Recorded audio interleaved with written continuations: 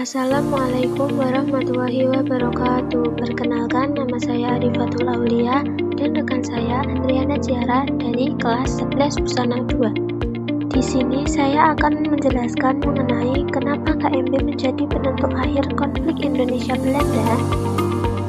Nah, jadi konferensi meja bundar atau KMB menjadi penentu akhir konflik antara Indonesia dan Belanda karena melalui konferensi ini kedua pihak mencapai kesepakatan resmi yang mengakhiri sengketa sejak kemerdekaan Indonesia.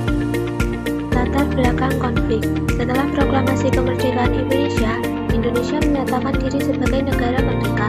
Namun, Belanda tidak langsung mengakui kemerdekaan tersebut dan berusaha menguasai Indonesia kembali. Hal ini menyebabkan konflik politik dan militer antara Indonesia dan Belanda selama beberapa tahun. Belanda bahkan melakukan dua serangan besar yang dikenal sebagai agresi militer Belanda I dan agresi militer Belanda II.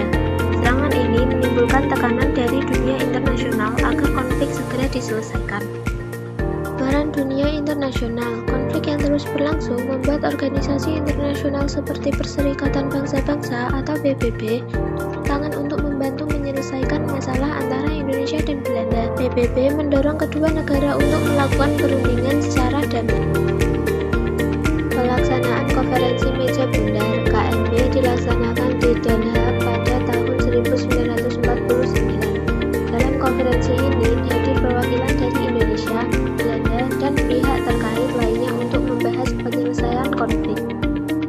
Beberapa hasil penting dari KMB yaitu Belanda setuju untuk menyerahkan kedaulatan kepada Indonesia. Indonesia dibentuk menjadi negara federal bernama Republik Indonesia Serikat. Pengakuan kedaulatan dilakukan pada 27 Desember 1949. Konflik bersenjata antara Indonesia dan Belanda dihentikan. Jadi, mengapa KMB menjadi penentu akhir konflik? KMB dianggap sebagai penentu akhir konflik karena Belanda secara resmi mengakui kedaulatan Indonesia.